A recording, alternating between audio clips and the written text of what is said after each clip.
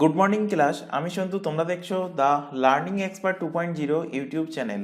তোমাদের সামনে যে ডাব্লিউবি পুলিশ কনস্টেবল এবং এসআই এর হিউজ ভ্যাকান্সি প্রকাশিত হয়েছে, তার জন্য আজ জিকে জিএস এর উপর থেকে তোমাদের 26 নাম্বার ক্লাস প্রোভাইড করা হচ্ছে। তো এর আগে অলরেডি আমরা জিকে জিএস এর উপর থেকে 25টা ক্লাস কভার করে নিয়েছি। যদি সেই ক্লাসগুলো না দেখে থাকো, ওপরে আই বাটনে লিঙ্ক শো হচ্ছে, অথবা এই চ্যানেলের ডেসক্রিপশন বক্সটা ফলো করো। আচ্ছা, তোমাদের মধ্যে কিছু স্টুডেন্ট আছে যারা ডেসক্রিপশন বক্সের কিভাবে ওপেন করতে হয় তাদের মধ্যে কনফিউশন আছে। তো তাদের ক্ষেত্রে বলছি, যে ভিডিওটা দেখছো ভিডিওর ঠিক নিচের দিকে দেখবে একটা মোর অপশান বলে অপশান আছে। সেই মোর অপশানটার উপর ক্লিক করবে। ক্লিক করলে তোমাদের যেমন মোর অপশানের উপর ক্লিক করলে কমেন্ট বক্স ওপেন হয়ে যাবে, এবং তার পাশাপাশি ডেসক্রিপশন বক্সটাও কিন্তু ওপেন হয়ে যাবে। সেই ডেসক্রিপশন বক্সের মধ্যে দেখবে প্লে লিস্টের লিঙ্ক প্রোভাইড করা আছে, WBP police constable, SI, GK GS এর প্লে লিস্টের ক্লাস লিঙ্ক। এছাড়া এসএসসির এক্সামের জন্য, পিএসসি এক্সামের জন্য বা ম্যাথের ক্লাসের লিঙ্কগুলোও কিন্তু প্রোভাইড করা আছে। তো সেই ক্লাসগুলো না দেখে থাকলে অবভিয়াসলি সেখান থেকে লিঙ্কটা ক্লিক করে প্রিভিয়াস ক্লাসগুলো কিন্তু সেখান থেকে পরপর দেখে নিতে পারবে। ক্লাসের শুরুতে প্রত্যেককে বলছি, প্রথম থেকে শেষ পর্যন্ত ক্লাস দেখবে, তাহলে কিন্তু এক্সামের জন্য বেনিফিট হবে, এবং নির্দিষ্ট দিন অন্তর কিন্তু ক্লাসগুলো রিভিশন করবে। আরেকটা রিকোয়েস্ট করছি, কেউ ক্লাসটাকে ডাউনলোড করে দেখবে না। বারবার বলছি, ক্লাসটাকে কেউ কিন্তু ডাউনলোড করে দেখবে না। তোমরা লাইভ দেখতে পারো, অথবা লাইভ ক্লাস যদি অ্যাটেন্ড না করতে পারো, রেকর্ডেড হিসেবে যখন ক্লাস দেখবে তো সেটা থ্রুলি অনলাইনে দেখবে। তো কারণ এটা বলার কারণ কি, বলার কারণ আমাদের চ্যানেলটা কিন্তু অনেকটাই ছোট। তো চ্যানেলটাকে ডেভেলপ করার জন্য আমি তোমাদের কাছ থেকে ছোট এই একটা রিকোয়েস্ট রাখছি। তো শুরু করছি আজকের ক্লাস। আজকের ক্লাসের ফার্স্ট কোশ্চেন দেখো, নিম্নলিখিত কোনটি তামার আকরিক নয়? চ্যালকোপাইরাইটস, অ্যাজুরাইট, মাস্কোভাইট না কোভালাইট? তো চ্যালকোপাইরাইটিস এটা তামার আকরিক, অ্যাজুরাইটও তামার আকরিক, তারপর কোভেলাইট এটাও কিন্তু তামার আকরিক। তামার আকরিক নয়, সেটা হবে মাস্কোভাইট। মাস্কোভাইট তামার আকরিক নয়। কারণ মাস্কোভাইট কিসের আকরিক? মাস্কোভাইট হলো অভ্র, মাইকা। অভ্র বা ইংলিশে কি বলবো, মাইকা। আকরিক হলো কি মাস্কোভাইট। আচ্ছা, এখান থেকে আকরিকের প্রসঙ্গ যেহেতু এসে, এখান থেকে কিছু লৌহ আকরিক এখান থেকে রিলেট করো, অর্থাৎ আয়রন ওর। আয়রন ওর বাংলাতে কি বলবো, লৌহ আকরিক।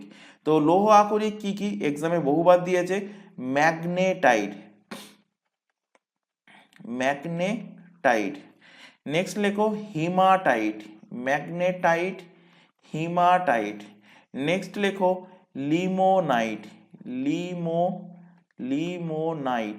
আরেকটা লেখো সিডেরাইট, সিডেরাইট। যদি বলে সব থেকে ভালো লৌহ আকরিক কোনটা, তো ম্যাগনেটাইট কিন্তু সব থেকে উৎকৃষ্ট মানের লৌহ আকরিক। তারপরে হলো হিমাটাইট, হিমাটাইটের পরে হলো লিমোনাইট, অ্যান্ড লাস্ট হলো কি সিডেরাইট। এগুলো কি, এগুলো হলো লৌহ আকরিক। আচ্ছা, এই যে এক্সট্রা ফ্যাক্টগুলো লেখানো হচ্ছে, এগুলো কিন্তু কোনো না কোনো এক্সামে তোমাদের কোশ্চেন এসেছে, এবং এই ফ্যাক্টগুলো তোমরা পিডিএফে এখন থেকে আর ডাউনলোড করতে পারবে না। মানে লাস্ট যে পিডিএফ প্রোভাইড করা হয়েছে, তারপর থেকে যে পিডিএফগুলো প্রোভাইড করা হবে, তাতে কিন্তু এই এক্সট্রা ফ্যাক্টগুলো তোমাদের দেওয়া হবে না। এগুলো খাতায় কিন্তু নোট ডাউন করবি। কারণ কি, না দেওয়ার কারণ হলো অনেক স্টুডেন্টের মধ্যে কনফিউজিং ক্রিয়েট হয়। যেমন পড়াতে পড়াতে সাপোজ কোনো একটা জিনিস হয়তো এখানে বোর্ড ওয়ার্কিংয়ে লিখে দিলাম, এবার সেই যে কানেকশন করে তোমাদের জিনিসটা লেখাচ্ছি বা যেটা বলছি, সেটা কিন্তু ক্লাসেই বলা হয়, পিডিএফে কিন্তু সেটা থাকে না। তো অনেকের এর জন্য কিন্তু মিসআন্ডারস্ট্যান্ডিং ক্রিয়েট হয়। সেই কারণে এখন থেকে শুধুমাত্র প্রিন্টেড কোশ্চেন অ্যান্সার যেগুলো আছে, সেইগুলোই তোমরা পিডিএফ আকারে ডাউনলোড করতে পারবে।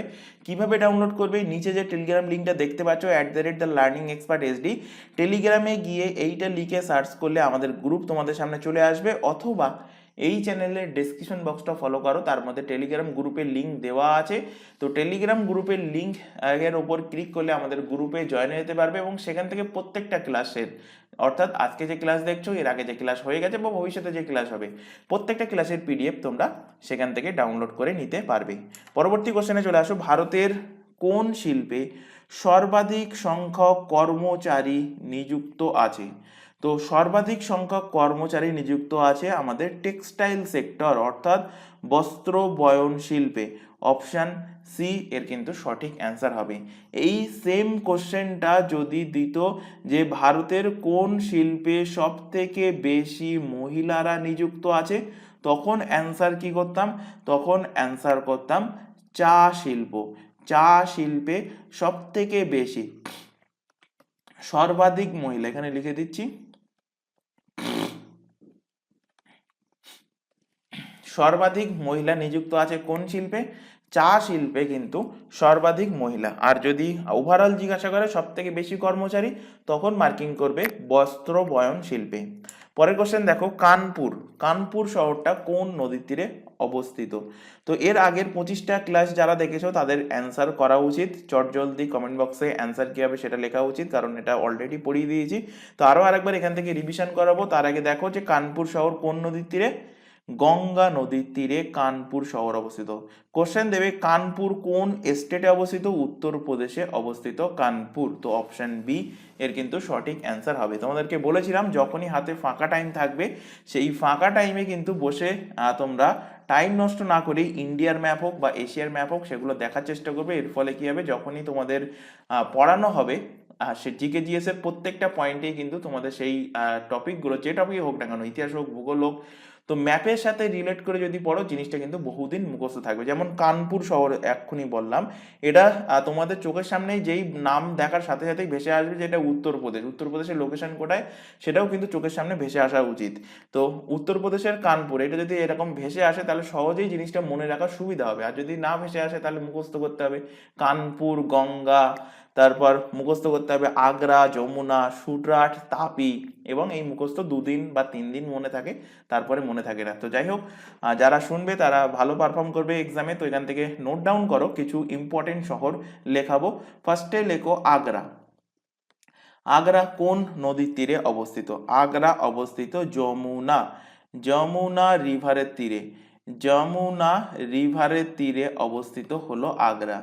নেক্সট শহর লেখো আমেদাবাদ, আহমেদাবাদ, আহমেদাবাদ বা আমেদাবাদ। তো আহমেদাবাদ বা আমেদাবাদ কোন নদীর তীরে অবস্থিত? তো এটা অবস্থিত সবরমতী, সবরমতী রিভারের তীরে আহমেদাবাদ অবস্থিত।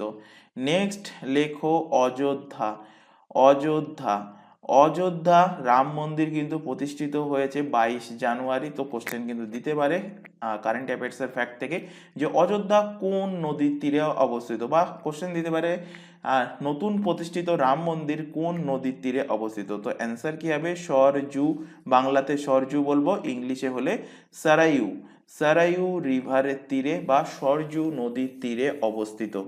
নেক্সট শহর লেখো আমাদের কলকাতা, পশ্চিমবঙ্গের রাজধানী কলকাতা। এইটা ম্যাক্সিমাম ক্যান্ডিডেট ভুল করতে দেখেছি। কি ভুল করে? অপশানে ফার্স্ট অপশানে থাকবে গঙ্গা, ম্যাক্সিমাম ক্যান্ডিডেট গঙ্গা মেরে চলে আসবে। কলকাতা কোন নদীর তীরে অবস্থিত? কলকাতা অবস্থিত হুগলি রিভারের তীরে, হুগলি নদীর তীরে।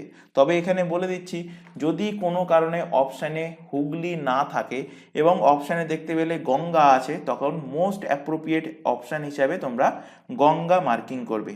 নেক্সট চলে আসো নিউ দিল্লি, আমাদের ভারতের রাজধানী। নিউ দিল্লি কোন নদীর তীরে অবস্থিত? তো নিউ দিল্লি অবস্থিত যমুনা নদীর তীরে, যেটা ভারতের সব থেকে বড় উপনদী। যদি কোশ্চেন দেয় লার্জেস্ট ট্রিবিউটারি অফ ইন্ডিয়া, তো লার্জেস্ট ট্রিবিউটারি কি? যমুনা। সেটা কোন নদীর? গঙ্গা নদীর। ভারতের বৃহত্তম নদীর সব থেকে বৃহত্তম উপনদী, তার নাম কি? যমুনা, বা সেটা ভারতের বৃহত্তম উপনদী।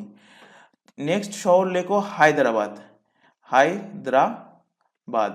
আচ্ছা, হায়দ্রাবাদ রিসেন্টলি কিন্তু এটা নতুন একটা স্টেটের ক্যাপিটাল হয়েছে, সেটা কি? তেলেঙ্গানা।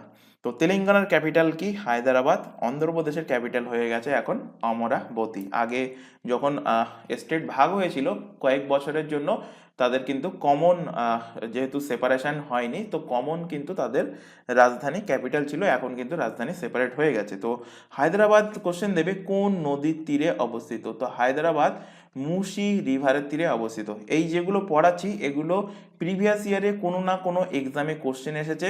তো তোমরা প্রিভিয়াস ইয়ারে কোশ্চেন যদি ঘেটে দেখো দেখতে পাবে তোমরা এই সমস্ত কোশ্চেনগুলো। তো এখানে নেক্সট শহর লেখো কোটা। আচ্ছা, কোটা কোন রাজ্যের শহর যদি বলা হয়? তো কোটা হলো রাজস্থানের। তো রাজস্থানের কোটা কোন নদীর তীরে অবস্থিত? তোমরা শুনে থাকবে রিসেন্টলি একটা মুভি বার হয়েছে 12th ফেল। মুভিটা ভালো মুভি, দেখবে প্রত্যেকে। তো ওই মুভিতে দেখবে একটা ডায়লগ আছে যে মে চম্বল কা রহনেওয়ালা হো। তো চম্বল, চম্বল নদীর তীরে কোন শহর অবস্থিত? চম্বল নদীর তীরে অবস্থিত রাজস্থানের কোটা। নেক্সট শহর দেখো জামশেদপুর, জামশেদপুর।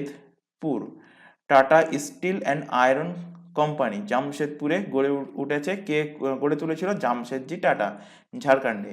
তো জামশেদপুর কোশ্চেন দেবে যে কোন নদীর তীরে অবস্থিত। তো জামশেদপুর অবস্থিত সুবর্ণরেখা, সুবর্ণরেখা নদীর তীরে জামশেদপুর অবস্থিত। নেক্সট লেখো ইন্দোর, ইন্দোর, ইন্দোর হলো ভারতের সব থেকে most cleanness city, India's most cleanness city. পরপর টানা কিন্তু 6-7 বছর ধরে এরা কিন্তু ভারতের সব থেকে স্বচ্ছ শহরের তকমা পেয়ে আসছে। তো ইন্দোর কোন স্টেটে অবস্থিত? মধ্যপ্রদেশ। কোন নদীর তীরে অবস্থিত? খান রিভারের তীরে, খান রিভারের তীরে অবস্থিত।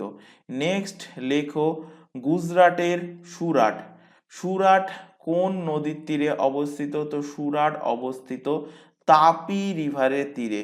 খেয়াল রাখবে অপশানে কিন্তু ফার্স্ট অপশান দেবে তাপ্তি, সেকেন্ড অপশানে দেবে তাপি। তো ম্যাক্সিমাম ক্যান্ডিডেট কিন্তু ভুল করে তাপ্তি মার্কিং করে তাড়াহুড়ো করে, তো খেয়াল রাখবে তাপি রিভারের তীরে অবস্থিত কিন্তু সুরাট। নেক্সট চলে আসো লখনৌ, লখনৌ, লখনৌ কোন স্টেটের? লখনৌ হলো উত্তরপ্রদেশের। তো লখনৌ কোন নদীর তীরে অবস্থিত? লখনৌ অবস্থিত গোমতী, গোমতী রিভারের তীরে লখনৌ অবস্থিত। নেক্সট শহর চলে আসো মাদুরাই, মাদুরাই, মাদুরাই কোন স্টেটের? তামিলনাড়ুর। মাদুরাই কোন নদীর তীরে অবস্থিত? তো মাদুরাই অবস্থিত ভাইগাই, ভাইগাই রিভারের তীরে অবস্থিত হলো কি মাদুরাই। নেক্সট চলে আসো রাউরকেল্লা, রাউরকেল্লা, রাউরকেল্লা কোন স্টেটে? ওড়িশায়। ওড়িশার রাউরকেল্লা কোন নদীর তীরে অবস্থিত? তো ব্রাহ্মণী নদীর তীরে এটা অবস্থিত, ব্রাহ্মণী রিভার, ব্রাহ্মণী নদীর তীরে অবস্থিত। নেক্সট কোশ্চেনে নেক্সট শহরে চলে আসো। নেক্সট শহর হলো নাসিক, নাসিক মহারাষ্ট্রের। নাসিকের নাম তোমরা শুনেছো, নাসিকের লেবু, নাসিকের কমলা লেবু। তো নাসিক কোন নদীর তীরে অবস্থিত? তো নাসিক অবস্থিত ভারতের দ্বিতীয় দীর্ঘতম নদী গোদাবরী, গোদাবরী রিভারের তীরে অবস্থিত। নেক্সট চলে আসো মধ্যপ্রদেশের উজ্জয়ন, মধ্যপ্রদেশের উজ্জয়ন, মধ্যপ্রদেশের উজ্জয়ন কোন নদীর তীরে অবস্থিত? শিপ্রা, শিপ্রা রিভারের তীরে, শিপ্রা রিভারের তীরে অবস্থিত উজ্জয়ন। এবং লাস্ট লেখাচ্ছি বাট নট লিস্ট বরেইলি, বরেইলি, বরেইলি শহরটা কোন নদীর তীরে অবস্থিত? তো এটা অবস্থিত রামগঙ্গা। বরেইলি কোন স্টেটের মধ্যে পড়ে? উত্তরপ্রদেশ। রামগঙ্গা, রামগঙ্গা রিভারের তীরে অবস্থিত। তো এগুলো মোস্ট ইম্পর্টেন্ট অবভিয়াসলি, কিন্তু এই শহর এবং এই শহরগুলো কোন নদীর তীরে অবস্থিত এটা কিন্তু মনে রাখবে। পরের কোশ্চেনে চলে আসো ভারতের রাষ্ট্রপতি কার বা কাদের সুপারিশে প্রধান, আছে এখানে একটুখানি স্পেলিং মিস্টেক হয়ে গেছে, প্রধান, প্রধান বিচারপতিকে তার পদ থেকে অপসারণ করতে পারেন। ভারতের রাষ্ট্রপতি কার বা কাদের সুপারিশে ভারতের যিনি প্রধান বিচারপতি আছেন অর্থাৎ চিফ জাস্টিস অফ ইন্ডিয়া অর্থাৎ সুপ্রিম কোর্টের চিফ জাস্টিস, তার পদ থেকে অপসারণ করতে পারেন? কাদের সুপারিশে? তো অবভিয়াসলি পার্লামেন্টের সুপারিশে, পার্লামেন্টকে বাংলায় বলবো সংসদ, সংসদের সুপারিশে। বা অপশানে সংসদ না থেকে এইটাকে ঘুরিয়ে কি লিখবে? ঘুরিয়ে লিখবে লোকসভা অ্যান্ড রাজ্যসভার সদস্যদের সুপারিশে। তো অ্যান্সার একই হবে, কারণ সংসদ কি নিয়ে গঠিত? উচ্চকক্ষ, নিম্নকক্ষ। উচ্চকক্ষকে বলা হয় রাজসভা, নিম্নকক্ষকে বলা হয় কিন্তু লোকসভা। তো এখানে প্রধান বিচারপতির প্রসঙ্গ যেহেতু এসছে, এখান থেকে 2-3টে কোশ্চেন রিলেট করে নাও। যদি কোশ্চেন দেয় যে first chief justice of India, CJI full form হলো কি চিফ জাস্টিস অফ ইন্ডিয়া, কে? ভারতের প্রথম আমাদের যে সুপ্রিম কোর্ট, সেই সুপ্রিম কোর্টের প্রথম বিচারপতি কে ছিলেন? প্রথম প্রধান বিচারপতি, তার নাম হলো হরিলাল, হরিলাল কে, sorry Harilal J Kania, Harilal J Kania. এখান থেকে কোশ্চেন দেবে যে ফার্স্ট সিজিআই জেনে গেলে, তো এখান থেকে কোশ্চেন দেবে এখন বর্তমানে প্রেজেন্ট টাইমে কে চিফ জাস্টিস আছেন ভারতের। তো এখন সুপ্রিম কোর্টের প্রধান বিচারপতির নাম কি? D Y Chandrachud, D Y Chandrachud. আর এই ডি ওয়াই চন্দ্রচূড়ের পরবর্তী ডি ওয়াই চন্দ্রচূড় ইনি কততম চিফ জাস্টিস কোশ্চেন দিতে পারে, তো ইনি হলেন 50তম চিফ জাস্টিস অফ ইন্ডিয়া। তো এবার এখান থেকে কোশ্চেন দিতে পারে যে এর পরবর্তী চিফ জাস্টিস কে হবেন। কারেন্ট অ্যাফেয়ার্সের কোশ্চেন অলরেডি কিন্তু ঘোষণা হয়ে গেছে। তো এর পরবর্তী অর্থাৎ 51তম চিফ জাস্টিস অফ ইন্ডিয়া কে হতে চলেছেন, তার নাম হলো সঞ্জীব খান্না, সঞ্জীব খান্না। ইনি সম্ভবত নভেম্বর মাস, এই বছরের নভেম্বর মাসে 2024-এর নভেম্বর মাসে তিনি এই চিফ জাস্টিসের পদ তিনি নিতে চলেছেন, অর্থাৎ চিফ জাস্টিস হিসেবে শপথ নিতে চলেছেন। পরবর্তী কোশ্চেনে চলে আসো। আচ্ছা, এখানে একটা তোমাদের ছোট ইনফরমেশন প্রোভাইড করার আছে। তোমরা এখন যে ক্লাসটা দেখতে পাচ্ছ পুলিশ স্পেশাল জিকে জিএস এর ক্লাস, যার মধ্যে তোমাদের jail police, WBP constable, WBP SI, KP constable প্রত্যেকটা পুলিশের এক্সামের জন্য যে জিকে জিএস এর টপিকটা আছে সবটাই কিন্তু কভার করানো হবে এই সিরিজের মধ্যে।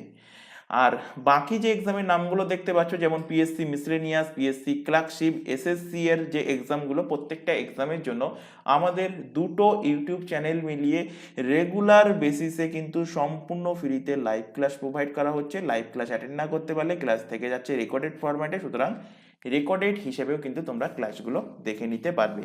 প্রত্যেককে বলছি যে এই যে সাপোজ ধরো এখন পুলিশের স্পেশাল জিকে জিএস এর ক্লাস চলছে, তো এটা ভেবো না যে এটা শুধুমাত্র পুলিশের এক্সামে কোশ্চেন আসবে।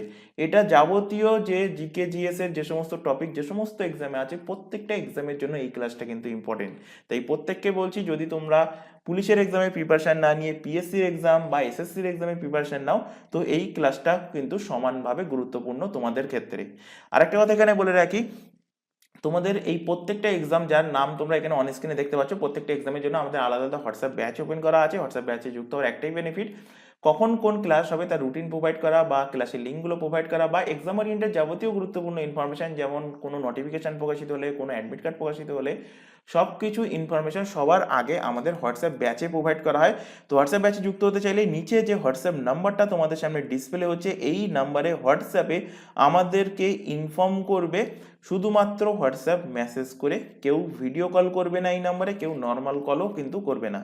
তো আমাদেরকে মেসেজ করে ইনফর্ম করলে তোমাদের রিকোয়ারমেন্ট অনুযায়ী নির্দিষ্ট ব্যাচে কিন্তু তোমাদেরকে অ্যাড করিয়ে নেওয়া হবে।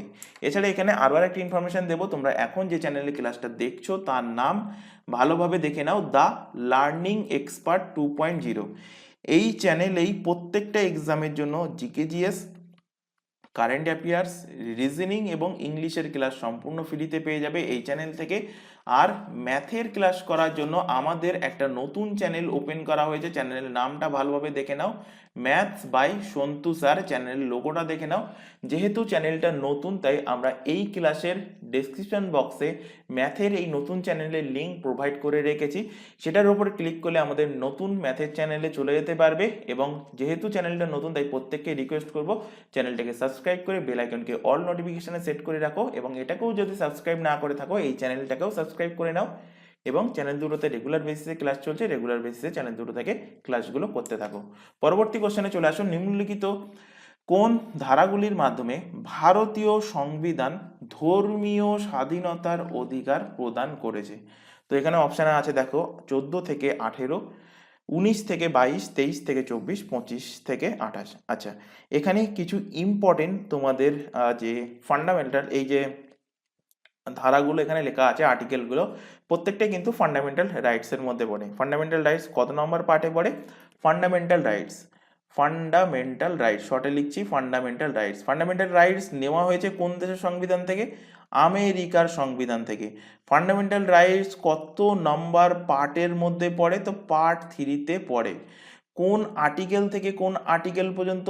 আর্টিকেল নাম্বার 12 থেকে আর্টিকেল নাম্বার 35 পর্যন্ত পড়ে কোন কিসের মধ্যে?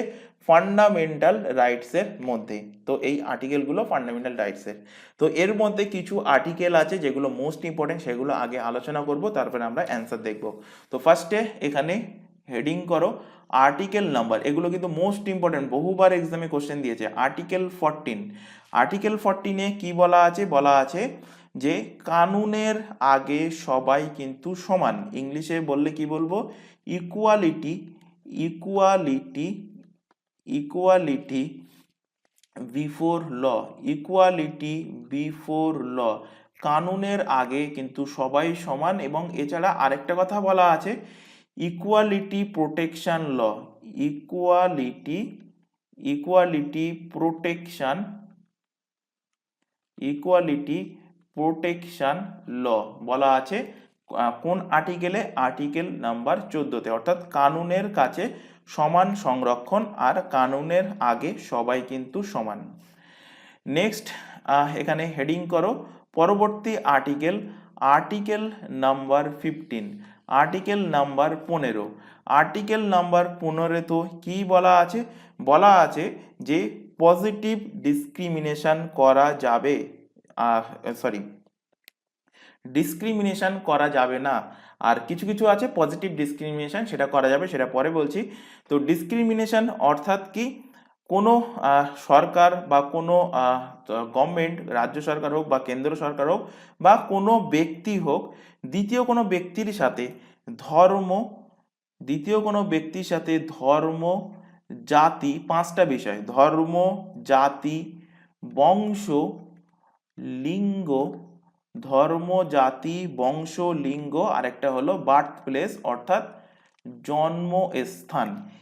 এটা নিয়ে কেউ কিন্তু ভেদাভেদ করতে পারবে না। সেটা কোনো কেন্দ্র সরকার করতে পারবে না, কোনো রাজ্য সরকার করতে পারবে না, বা অপর কোনো ব্যক্তি অন্য কোনো ব্যক্তিকে কিন্তু ধর্ম, জাতি, বংশ, লিঙ্গ এবং জন্মস্থান, এই 5টা ভেদে কিন্তু তাকে ভেদাভেদ করতে পারবে না।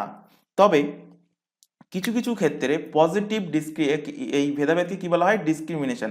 কিছু কিছু ক্ষেত্রে পজিটিভ ডিসক্রিমিনেশন হয়। সেই পজিটিভ ডিসক্রিমিনেশনের উদাহরণ হিসেবে একটা বলবো কি, দেখবে রাজমিস্ত্রির কাজে বা কোনো মজদুরির কাজে সেখানে মহিলারাও কাজ করে বা পুরুষরাও কাজ করে। তো পুরুষদের দ্বারা কিন্তু যে ভারী বস্তু তোলা, ভারী জিনিস নিচের থেকে উপরে নিয়ে যাওয়া, এইগুলো করানো হয় মহিলাদের রেসপেক্টে। তো এই সমস্ত ক্ষেত্রে পজিটিভ ডিসক্রিমিনেশন হয়ে থাকে। চলে আসো পরবর্তী আর্টিকেল। পরবর্তী আর্টিকেল হলো article number 16, article number 16।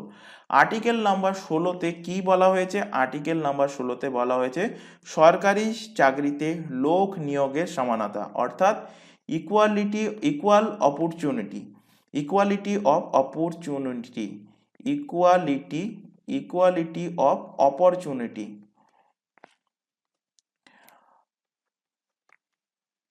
Equality of opportunity, অর্থাৎ সরকারি চাকরিতে লোক নিয়োগের কি? সমানতা। পরবর্তী আর্টিকেল এখান থেকে দেখো, পরবর্তী আর্টিকেল, আর্টিকেল নাম্বার 17। বহুবার এক্সামে কোশ্চেন দিয়েছে আর্টিকেল 17টা এবং মোস্ট ইম্পর্টেন্ট। সেটা কি?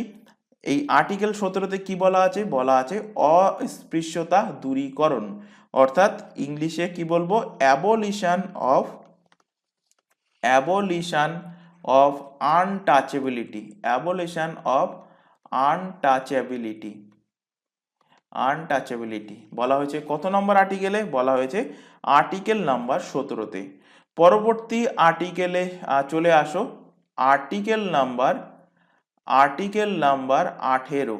আর্টিকেল নাম্বার 18-তে কি বলা হয়েছে? আর্টিকেল নাম্বার 18-তে বলা হয়েছে abolition of title, abolition, abolition of title, abolition of title, অর্থাৎ নামের আগে, নামের আগে কিন্তু কোনো উপাধি রাখা যাবে না। যেমন তোমরা ইতিহাসে পড়ে থাকবে যে বিভিন্ন রাজাদের যে সমস্ত কাহিনী বা জমিদারদের কাহিনী, তাদের নামের আগে বাহাদুর, রায় বাহাদুর, সুলতান, তারপর মহারাজা, এই সমস্ত বা রাজাদিরাজ, এই সমস্ত যে টাইটেলগুলো ছিল, এই টাইটেল কিন্তু এখন থেকে রাখা যাবে না। সেটা বলা হয়েছে কোথায়?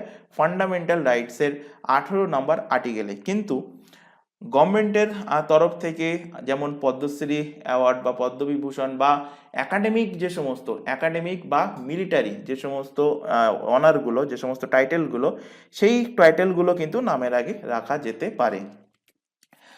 পরে চলে আসো আর্টিকেল নাম্বার 19 থেকে আর্টিকেল নাম্বার 22 একসাথে বলছি, কারণ এই আর্টিকেল 19টা কিন্তু অনেক বড়, সেটা পরবর্তী কোনো একটা ক্লাসে ডিসকাস করব।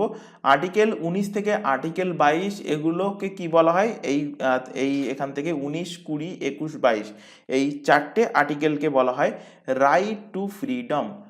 Right two freedom, right two freedom বলা হয় কোন আর্টিকেলগুলোকে? আর্টিকেল 19 থেকে আর্টিকেল 22কে বলা হয় রাইট টু ফ্রিডম। নেক্সট চলে আসো article number 23, article number 23। Article 23-এ কি বলা হয়েছে? আর্টিকেল 23-এ বলা হয়েছে provision of traffic in human beings and forced labour, অর্থাৎ হিউম্যান ট্রাফিকিং মানে মানব তস্করি, মানব চুরি, মানব চুরি করা যাবে না, এবং ফোর্সড লেবার মানে জোর করে কিন্তু কারোর কাছ থেকে কোনো কাজ করানো যাবে না। তো কি বলা হয়েছে? ইংলিশে লিখে দিচ্ছি, প্রোহিবিশন, বারণ করা হয়েছে, prohibition of human trafficking, human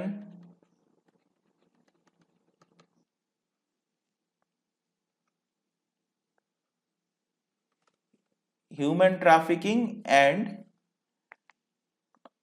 forced labour, forced labour, জোর করে কারোর কাছ থেকে কিন্তু কাজ করানো যাবে না। কিন্তু ইমার্জেন্সি যখন লাগু হবে তখন কিন্তু আর্টিকেল 21 এবং আর্টিকেল 22 বাদ দিয়ে বাকি সমস্ত যে ফান্ডামেন্টাল রাইটসের যে আর্টিকেলগুলো ওগুলোকে অ্যাবলিশ করে দেওয়া হয়, এবং সেই টাইমে ইচ্ছা করলে সরকার কিন্তু তোমার কাছ থেকে জোর করে কাজ করাতে পারে। পরবর্তী আর্টিকেল হলো আর্টিকেল 24। আর্টিকেল 24-এ কি বলা হয়েছে? আর্টিকেল 24-এ বলা হয়েছে যে চাইল্ড লেবার করানো যাবে না, অর্থাৎ prohibition of employment of children in factories, ফ্যাক্টরিতে চাইল্ড লেবার করানো যাবে না। কি বলা হয়েছে? Prohibition of employment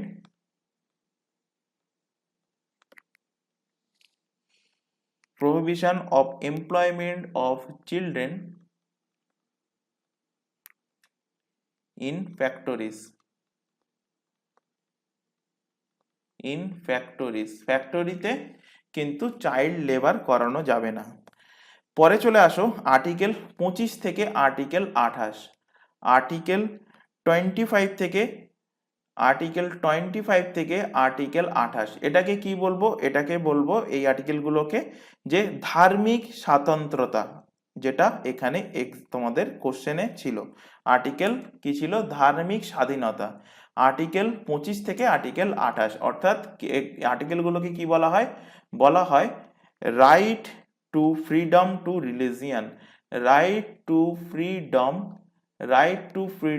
two religion, right two freedom two religion, ধার্মিক স্বাতন্ত্রতা।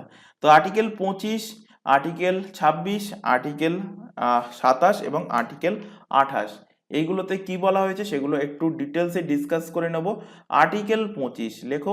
আর্টিকেল 25-এ কি বলা হয়েছে? আর্টিকেল 25-এ বলা হয়েছে ব্যক্তিগত ধর্মের স্বাধীনতা, মানে প্রত্যেকটা পার্সন তার নিজেও ব্যক্তিগত কিন্তু ধর্মের স্বাধীনতা আছে। তো ব্যক্তিগত ধর্মের স্বাধীনতা কোন আর্টিকেলে বলা হয়েছে যদি কোশ্চেন দেয়? আর্টিকেল 25। পরবর্তী আর্টিকেল হলো আর্টিকেল নাম্বার 26। আর্টিকেল 26-এ কি বলা হয়েছে? বলা হয়েছে ধার্মিক প্রতিষ্ঠান স্থাপন করতে পারবে তাদের প্রয়োজন অনুযায়ী। ধার্মিক প্রতিষ্ঠান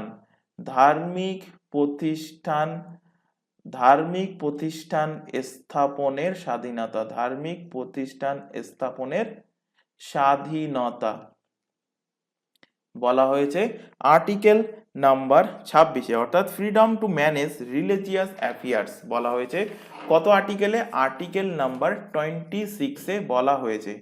পরবর্তী আর্টিকেল হলো আর্টিকেল নাম্বার 27। আর্টিকেল 27-এ কি বলা হয়েছে? বলা হয়েছে যে ধার্মিক কাজের জন্য রাখা ধনে কোনো ট্যাক্স লাগবে না।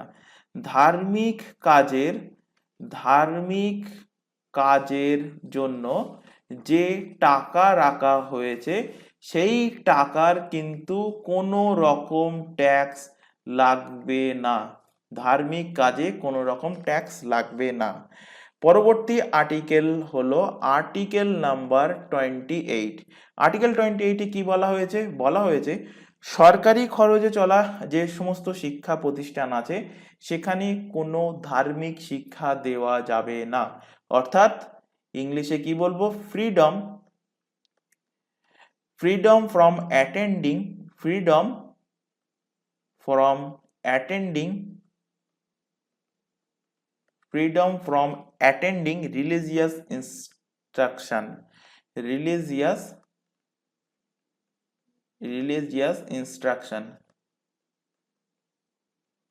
অর্থাৎ সরকারি খরচে যে সমস্ত শিক্ষা প্রতিষ্ঠান চলছে সেখানে কোনো ধার্মিক শিক্ষা কিন্তু দেওয়া যাবে না। তো এখানে আলোচনা করে দিলাম তোমাদের আর্টিকেল 14 থেকে আর্টিকেল 28 পর্যন্ত মোস্ট ইম্পর্টেন্ট। এগুলো কিন্তু অবভিয়াসলি মনে রাখবে, প্রত্যেকটা আর্টিকেল থেকে কোনো না কোনো এক্সামে কিন্তু কোশ্চেন এসেছে। তাহলে অ্যান্সার কি হবে এখানে? ধার্মিক স্বাধীনতার অধিকার কোন আর্টিকেল থেকে কোন আর্টিকেলের মধ্যে বলা হয়েছে? 25 থেকে 28 নম্বর আর্টিকেলের মধ্যে অপশন নাম্বার ডি এর কিন্তু সঠিক অ্যান্সার হবে। পরবর্তী কোশ্চেনে চলে আসো। নেক্সট কোশ্চেন, সুপ্রিম কোর্টের বিচারপতিগণ কত বছর বয়সে অবসর গ্রহণ করেন? এখানেই এসে গুলিয়ে যায় ম্যাক্সিমাম ক্যান্ডিডেটের। কেউ 60 বছর মার্কিং করে, কেউ 62 বছর, কেউ 65 বছর। তিনটেই কিন্তু পড়া জিনিস, তিনটেই কিন্তু এক্সাম হলে গিয়ে গুলিয়ে যায়। তো মনে রাখবে সুপ্রিম কোর্টের বিচারপতিরা অবসর গ্রহণ করবে 65 বছর বয়সে। 62 বছর বয়সে অবসর গ্রহণ করবে হাইকোর্টের বিচারপতিরা। তাহলে কি বললাম? হাইকোর্টের বিচারপতিরা অবসর গ্রহণ করবে 62 বছর বয়সে, সুপ্রিম কোর্টের বিচারপতিরা অবসর গ্রহণ করবেন 65 বছর বয়সে। আচ্ছা, এখানে সুপ্রিম কোর্টের প্রসঙ্গ যেহেতু এসে আগেও এসেছিল আজকে, তো সুপ্রিম কোর্ট নিয়ে একটু আলোচনা করব। লেখো উপরে supreme court of India, supreme court of India. তো সুপ্রিম কোর্টের ব্যাপারে বলা হয়েছে কত নম্বর আর্টিকেলে? তো সুপ্রিম কোর্টের ব্যাপারে বলা হয়েছে আর্টিকেল 124 থেকে আর্টিকেল 147 147-এর মধ্যে বলা হয়েছে সুপ্রিম কোর্টের ব্যাপারে। কোশ্চেন দেবে সুপ্রিম কোর্টের ব্যাপারে কত নম্বর পার্টে আলোচনা করা হয়েছে? তো পার্ট নাম্বার 5-এ কিন্তু আলোচনা করা হয়েছে সুপ্রিম কোর্টের ব্যাপারে। কোশ্চেন দেবে সুপ্রিম কোর্ট কবে উদ্বোধন মানে কবে স্থাপন হয়েছিল? তো সুপ্রিম কোর্ট ইনঅগ্রেটেড কবে স্থাপন হয়? 28 জানুয়ারি, এক্সাক্ট ডেট মনে রাখবে 28 জানুয়ারি 1950-এ কিন্তু সুপ্রিম কোর্টের কিন্তু স্থাপন হয়েছিল। কোশ্চেন দেয় যে নিম্নলিখিতের মধ্যে কোনটি final interpreter of guardian of the constitution? নিম্নলিখিতের মধ্যে কে আমাদের যে কনস্টিটিউশন আছে, আমাদের যে সংবিধান আছে, সেই সংবিধানের ব্যাখ্যাকারী বা সংবিধানের গার্জিয়ান হিসেবে পরিচিত? তো সেটা হয়ে যাবে এই সুপ্রিম কোর্ট। তাহলে সুপ্রিম কোর্ট কি? সুপ্রিম কোর্ট হলো ফাইনাল ইন্টারপ্রিটেটর, ফাইনাল ব্যাখ্যাকারী। ইন্টারপ্রিটেটর মানে কি? ব্যাখ্যাকারী। সাইটে তোমরা লিখে রাখবে ইন্টারপ্রিটেটর মানে ব্যাখ্যাকারী, অ্যান্ড ফাইনাল গার্জিয়ান আমাদের কি? কনস্টিটিউশনের guardian final interpreter and guardian of Indian constitution অর্থাৎ আমাদের সংবিধানের ফাইনাল ব্যাখ্যাকারী, ফাইনাল গার্জিয়ান হলেন কে? গার্জিয়ান হলেন এই সুপ্রিম কোর্ট। নেক্সট এখান থেকে রিলেট করো। কোশ্চেন দেয় যে এই যে এক্ষুনি ফান্ডামেন্টাল রাইটগুলো বললাম, এই ফান্ডামেন্টাল রাইট যে আমাদের অধিকার, এই অধিকারটাকে গ্যারান্টি তো কেউ দেবে, যেমন দোকান থেকে তোমরা কোনো কিছু একটা ইলেকট্রনিক্স আইটেম কিনলে, তো এই ইলেকট্রনিক্স আইটেমের গ্যারান্টি তো সেই কোম্পানি দেবে তোমাকে, সেই কোম্পানি হোক বা সেই দোকানদার হোক, যে এই লাইটটা 6 মাসের গ্যারান্টি, এই প্রোডাক্টটার 1 বছরের গ্যারান্টি। তো সেই গ্যারান্টারটাকে আমাদের সংবিধান, যে এই সংবিধানটা মানে আমাদের ফান্ডামেন্টাল রাইটে যে অন্য কারুর হাত নেই, এটা আমাদের ব্যক্তিগত অধিকার। তো এটার গ্যারান্টি কে দিচ্ছে? যেমন একটা লাইট সেটা জ্বলবে, সেটা 6 মাসের মধ্যে খারাপ হবে না, এই গ্যারান্টি কে দেয়? দেয় কোম্পানি অথবা দেয় সেই দোকানদার। তেমনি আমাদের ফান্ডামেন্টাল রাইট অর্থাৎ মৌলিক অধিকারের গ্যারান্টারকে, মৌলিক অধিকারের গ্যারান্টার হলেন সুপ্রিম কোর্ট। অর্থাৎ এখান থেকে লিখে নাও, গ্যারান্টার অফ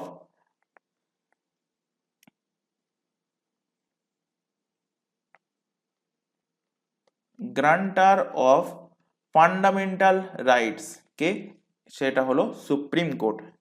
কোশ্চেন দেবে, সুপ্রিম কোর্টের টোটাল ম্যাক্সিমাম স্ট্রেংথ কটা? সে বিচারপতি যাই থাকুক না কেন, টোটাল কতগুলো বিচারপতি, maximum maximum strength, maximum total কতগুলো বিচারপতি হতে পারে? তো এখানে লেখো ম্যাক্সিমাম স্ট্রেংথ, ম্যাক্সিমাম স্ট্রেংথ কত হতে পারে? 34টা। 34টা বলতে 34টার মধ্যেই কিন্তু প্রধান বিচারপতি থাকবে, অর্থাৎ 33টা থাকবে আদার বিচারপতি এবং একজন থাকবে সিজেআই। তো এই হলো সুপ্রিম কোর্টের ম্যাক্সিমাম স্ট্রেংথ। তাহলে এখন বর্তমানে কে সিজেআই? এক্ষুনি বললাম ডি ওয়াই চন্দ্রচূড়, এবং 33টা কিন্তু আদার জাজেস আছে এখন বর্তমানে। নেক্সট লেখো এখান থেকে যে সুপ্রিম কোর্টের বিচারপতি হতে গেলে কোয়ালিফিকেশন, কোয়ালিফিকেশন কোয়ালিফিকেশন কি হতে হবে? কোয়ালিফিকেশন কি দরকার সুপ্রিম কোর্টের বিচারপতি হতে গেলে? তো কোয়ালিফিকেশন দরকার হলো তিনটের মধ্যে যে কোনো একটা হলে। তো প্রথম কন্ডিশন হলো 5 বছর 5 ইয়ার ধরে হাইকোর্টের জাজ, 5 বছর ধরে হাইকোর্টের কি হতে হবে? হাইকোর্টের জাজ হতে হবে। অথবা অথবা লেখো 10 বছর হাইকোর্টের, 10 বছর ধরে হাইকোর্টের কিন্তু অ্যাডভোকেট হিসাবে কাজ করে থাকতে হবে, অ্যাডভোকেট হিসাবে কাজ করে থাকতে হবে। অথবা লেখো যে রাষ্ট্রপতির মতে তোমাকে একজন অবভিয়াসলি ভালো আইনজ্ঞ হতে হবে, অর্থাৎ রাষ্ট্রপতির চোখে ভালো হতে হবে, রাষ্ট্রপতির কাছে রাষ্ট্রপতির কাছে ভালো হতে হবে, ভালো আইনজ্ঞ, ভালো আইন বিশেষজ্ঞ হতে হবে, ভালো আইনজ্ঞ কিন্তু হতে হবে। এই তিনটের মধ্যে যে কোনো একটা হলে তুমি কি হবে? তুমি সুপ্রিম কোর্টের একজন বিচারপতি হওয়ার কোয়ালিফিকেশন তুমি সেটাকে আর্ন করবে, অর্থাৎ কোয়ালিফাই করতে পারবে। নেক্সট দেখো, নেক্সট হলো অ্যাপয়েন্টমেন্ট। নেক্সট হলো অ্যাপয়েন্টমেন্ট। এই অ্যাপয়েন্টমেন্ট আর শপথ গ্রহণ, এই দুটো থেকে বহুবার কোশ্চেন দিয়েছে। তো সুপ্রিম কোর্টের যিনি বিচারপতি হবেন, সে প্রধান বিচারপতি হোক বা 33 আদার জাজেস হোক, তাদেরকে কে অ্যাপয়েন্ট করবে? তাদেরকে অ্যাপয়েন্টমেন্ট করবে রাষ্ট্রপতি, বাই প্রেসিডেন্ট, শর্টে লিখলাম পিআর, বাই প্রেসিডেন্ট দ্বারা অ্যাপয়েন্ট হবে। এবং এই অ্যাপয়েন্ট হওয়ার পর এদের অবভিয়াসলি শপথ গ্রহণ হবে, ওথ। তো শপথ গ্রহণ কে করাবে? তো শপথ গ্রহণ করাবে কে? শপথ গ্রহণ করাবে সেই চিফ জাস্টিস অফ ইন্ডিয়াকে শপথ গ্রহণ করাবে। কার দ্বারা? শপথ গ্রহণ করবে প্রেসিডেন্টের দ্বারা, বাই প্রেসিডেন্ট, অথবা প্রেসিডেন্টের অনুপস্থিতিতে প্রেসিডেন্টের যিনি তাকে মানে প্রেসিডেন্ট যাকে অনুমতি দেবেন সেই ব্যক্তি কিন্তু চিফ জাস্টিস অফ ইন্ডিয়াকে শপথ বাক্য পাঠ করাবেন। টেনিওর অর্থাৎ মেয়াদকাল, টেনিওর টেনিওর অর্থাৎ মেয়াদকাল কত? মেয়াদকাল হলো 65 ইয়ার, 65 বছর কিন্তু তাদের মেয়াদকাল হবে।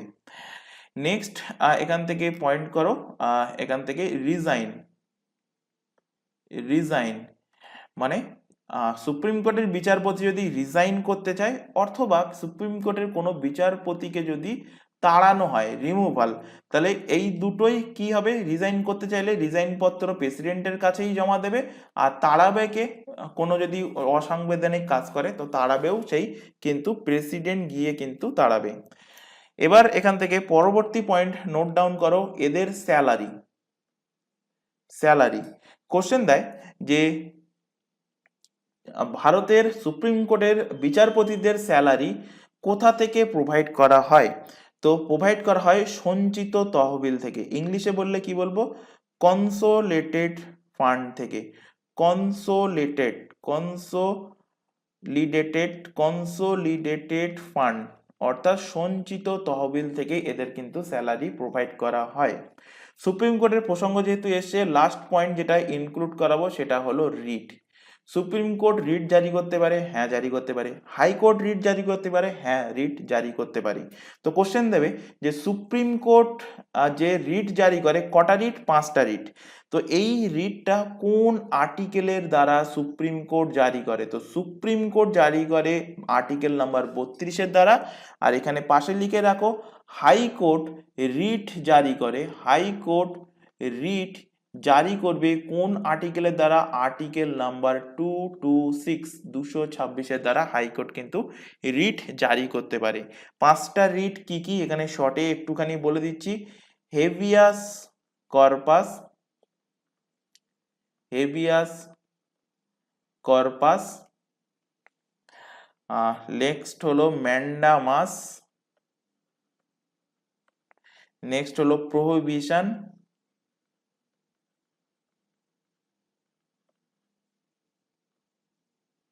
প্রোহিবিশন, নেক্সট হলো সার্টোরিয়া,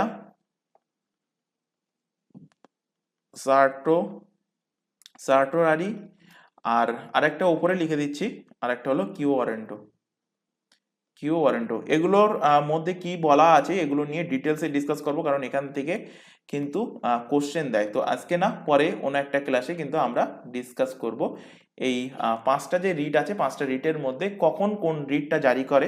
তো সেইগুলো নিয়ে আমরা একটা ডিটেলসে ডিসকাস করব পরবর্তী কোনো একটা ক্লাসে।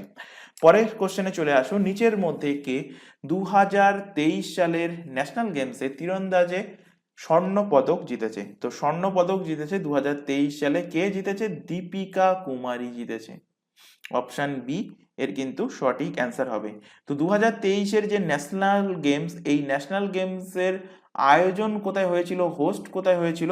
তো আয়োজন হয়েছিল গোয়াতে। কোথায় হয়েছিল? গোয়াতে। কত নম্বর ছিল এটা ন্যাশনাল গেমসের? 37 নম্বর, 37।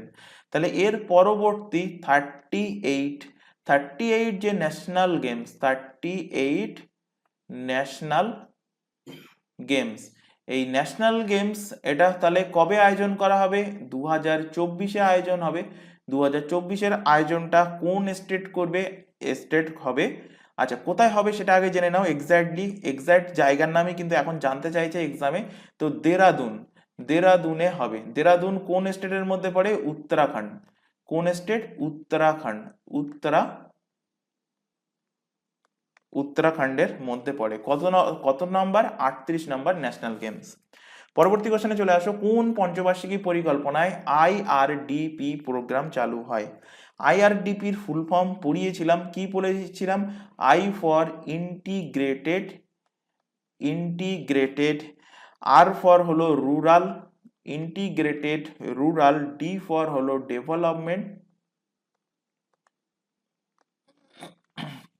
পি ফর হলো programme. Integrated rural development programme, IRDP. এটা কবে চালু হয়েছিল এই আইআরডিপি? আইআরডিপি চালু হয় 1978 সালে। আইআরডিপি চালু হয় এবং এটা কার্যকর কবে হয়েছিল? দুটো কোশ্চেন কিন্তু আলাদা, খেয়াল রাখবে। চালু হয়েছিল 78-এ, কার্যকর হয়েছিল এর ঠিক 2 বছর পরে 1980 সালে কিন্তু এটা কার্যকর হয়েছিল। এই কর্মসূচির লক্ষ্য কি ছিল? দরিদ্রদের মধ্যে কর্মসংস্থানের সুযোগ সুবিধা প্রদান করা এবং সেই সাথে তাদের দক্ষতা বিকাশের সুযোগ প্রদান করা, যাতে করে তাদের জীবনযাত্রার উন্নতি হয়। তাহলে এটা কোন পঞ্চবার্ষিকীর মধ্যে আসবে? মানে কার্যকর যেটা হয়েছিল, না প্রোগ্রাম চালু হয়েছিল 1978। এটা কোন পঞ্চবার্ষিকীর পরিকল্পনার মধ্যে আসবে? এটা আসবে ষষ্ঠ পঞ্চবার্ষিকী পরিকল্পনা। অপশন ডি এর কিন্তু সঠিক অ্যান্সার হবে। পরবর্তী কোশ্চেনে চলে আসো, ভারত নির্মাণ প্রকল্প কবে চালু হয়? ভারত নির্মাণ প্রকল্প, এখানে একটু কারেকশন করে নেবে, এটা কবে হবে, কবে চালু হয়? তো ভারত নির্মাণ প্রকল্প চালু হয় 2005 সালে। অপশন ডি এর কিন্তু সঠিক অ্যান্সার। এই প্রকল্পের 6টা অঙ্গ কি কি? গ্রামীণ গৃহ নির্মাণ, গ্রামীণ রাস্তা নির্মাণ, সেচ ব্যবস্থা, তারপর টেলিফোন সংযোগ, গ্রামীণ বিদ্যুতায়ন, আর নিরাপদ পানীয় জল সরবরাহ। দেবে না হয়তো এক্সামে, বলে দিলাম জাস্ট, আর দরকার পড়লে তোমরা লিখে নেবে। পরের কোশ্চেনে চলে আসো, পুলিৎজার পুরস্কার কোন ক্ষেত্রে দেওয়া হয়? তো পুলিৎজার পুরস্কার প্রোভাইড করা হয় সাংবাদিকতা ক্ষেত্রে, প্রোভাইড করা হয় সাহিত্যের ক্ষেত্রে এবং সঙ্গীতের ক্ষেত্রে। তো অপশন সি এর কিন্তু সঠিক অ্যান্সার হবে। পুলিৎজার পুরস্কার এটা প্রোভাইড করা হচ্ছে কোথা থেকে? ইউএসএ, আমেরিকার কোথায়? কলম্বিয়া, আমেরিকার কলম্বিয়া থেকে, কলম্বিয়া ইউনিভার্সিটি, কলম্বিয়া ইউনিভার্সিটি এই পুলিৎজার পুরস্কার কিন্তু প্রোভাইড করে। কত সাল থেকে দেওয়া শুরু হয়েছে? 1917 সাল থেকে এটা দেওয়া হয়েছে। এখান থেকে একটা কোশ্চেন রিলেট করো, প্রথম ভারতীয় হিসাবে কে পুলিৎজার পুরস্কার পেয়েছে? First Indian, first Indian who got Pulitzer, who got Pulitzer Prize, who got Pulitzer Prize, তার নাম কি? তার নাম হলো গোবিন্দ বিহারী লাল, গোবিন্দ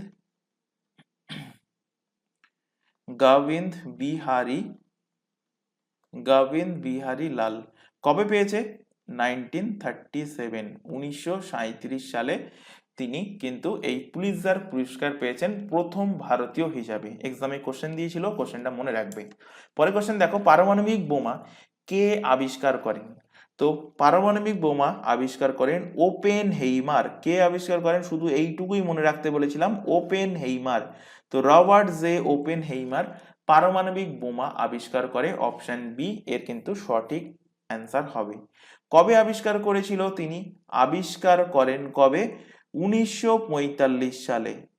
কত তারিখে? 16 জুলাই, 16 জুলাইতে আবিষ্কার করেন। কোথায় আবিষ্কার করেন তিনি? আমেরিকাতে, আমেরিকা, ইউএসএ, আমেরিকাতে তিনি আবিষ্কার করেন। তো 1945 সালে 16 জুলাই ঠিক ভোরের টাইমে, ভোরবেলাতে আমেরিকাতে রবার্ট জে ওপেনহাইমারের নেতৃত্বে বিশ্বের প্রথম পারমাণবিক বোমা কিন্তু পরীক্ষা করা হয়েছিল, অর্থাৎ পারমাণবিক বোমা, এবং সেটা সাকসেসফুল হয়েছিল। এবং সেই বোমাটা কে আবিষ্কার করেন? ওপেনহেইমার। এরপর আমেরিকা সেই টাইমে দ্বিতীয় বিশ্বযুদ্ধ চলছিল, এই 1945 সালের নাগাদ, তোমরা জানো। এবং তোমরা এটাও জানো যে জাপানের দুটো শহরের উপরে আমেরিকা বোমা নিক্ষেপ করেছিল। তো এরপর আমেরিকা জাপানের উপর পারমাণবিক বোমা নিক্ষেপ করে। তো কবে কবে?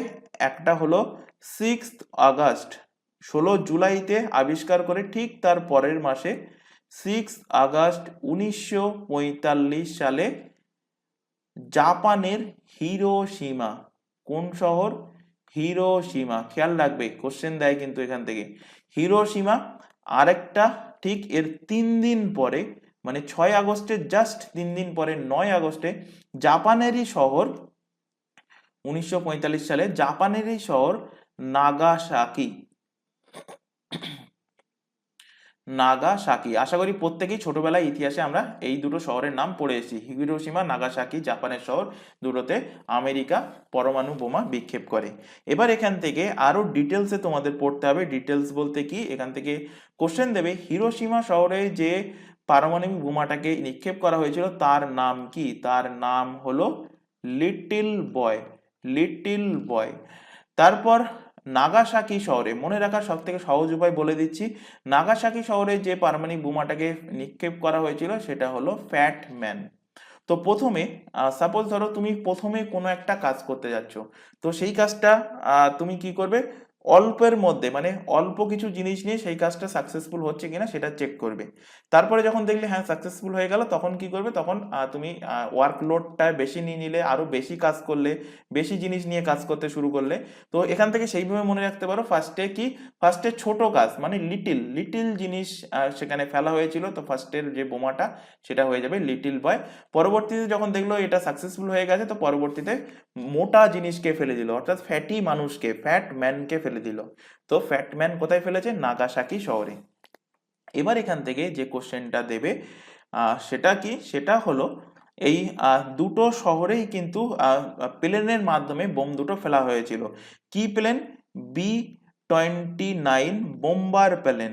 B-29 বোম্বার প্লেন, মানে বোম্বার প্লেন বলতে বোম নিক্ষেপকারী প্লেন B-29। এখানেও B-29, এখানেও কিন্তু B-29 প্লেন দ্বারাই কিন্তু বোমটাকে নিক্ষেপ করা হয়েছিল। কিন্তু কোশ্চেন দেবে যে হিরোশিমা শহরে যে লিটল বয়টাকে ফেলা হয়েছিল, সেই যে B-29 বোম্বার প্লেন, এই প্লেনের নাম কি ছিল? তো এই প্লেনের পাইলট ছিল পল টিবেটস। পাইলট কে ছিল এই প্লেনের? এই প্লেনের পাইলটের নামও জানতে চাইতে পারে। তো পাইলট ছিল কে? পাইলট ছিল পল তিবেটস বা পল তিবেট। তো পল তিবেতের মায়ের নাম ছিল কি? ইলোনা গে। কি নাম ছিল? ইনোলা গে। তো এই ইনোলা গে তার মায়ের নাম অনুসারে, এটা কার নাম ছিল? এনার মায়ের নাম। তো এনার মায়ের নাম অনুসারে এই বোম্বার প্লেনের নাম রাখা হয়েছিল কি? ইলোনা গে। এক্সামে কোশ্চেন দিয়েছে, মাথায় রাখবে যে লিটিল বয় যে বোমাটা নিক্ষেপ করা ছিল হিরোশিমা নাগাসাকি শহরে, সেই বোম্বার প্লেনের নাম কি ছিল? নাম ছিল ইলোনা গে। পাইলটের নাম কি ছিল? পাইলটের নাম ছিল পল টিবেট ছিল পাইলটের নাম। একইভাবে ফ্যাটম্যান যে বোম্বার প্লেন থেকে নিক্ষেপ করা হয়েছিল, এই প্লেনের নাম কি ছিল? এই প্লেনের নাম ছিল বক্স কার। কি ছিল? বক্স কার এই প্লেনের কিন্তু নাম ছিল। এবং এই প্লেনের পাইলটের নাম কি ছিল? অর্থাৎ ফ্যাটম্যান যে বোম নিক্ষেপ করা ছিল, এই প্লেনের পাইলটের নাম ছিল চার্লস সুইনি। Charles Charles সুইনি। চার্লস সুইনি। চলে আসো, আচ্ছা এখান থেকে বাকি যে অপশনগুলো আছে এগুলো এখান থেকে রিলেট করাবো, কারণ এগুলো important exam point of view থেকে। তো এগুলো এখান থেকে রিলেট করো। রাইট ভ্রাতৃদ্বয়, রাইট ভ্রাতৃদ্বয় কি আবিষ্কার করেছিলেন? রাইট ভ্রাতৃদ্বয় আবিষ্কার করেছিলেন এয়ারপ্লেন, এরোপ্লেন। এরোপ্লেন কে আবিষ্কার করেন? এরোপ্লেন আবিষ্কার করেন রাইট ভ্রাতৃদ্বয়, অর্থাৎ রাইটস ব্রাদার। তারপর এখানে অপশন সিতে দেখো আছে ওয়ার্নার বন ব্রাউন। ওয়ার্নার বন ব্রাউন ইনি কি আবিষ্কার করেন? ইনি আবিষ্কার করেন ব্যালিস্টিক মিসাইল। কি আবিষ্কার করেন? Ballistic missile. Ballistic missile. Ballistic missile কে আবিষ্কার করেছিলেন? বন ব্রাউন আবিষ্কার করেছিলেন। আর এডওয়ার্ড টেরল আবিষ্কার করেন hydrogen bomb. Hydrogen bomb, very very important question, এক্সামে বহুবার দিয়েছে। হাইড্রোজেন বোম কে আবিষ্কার করে? আবিষ্কার করে এডওয়ার্ড টেরল হাইড্রোজেন বোম কিন্তু আবিষ্কার করেছিল। পরবর্তী কোশ্চেনে চলে আসো। আইসিএআর এর সদর দপ্তর কোথায় অবস্থিত? বহুবার পড়িয়েছি। আইসিএআর এর ফুল ফর্ম কি?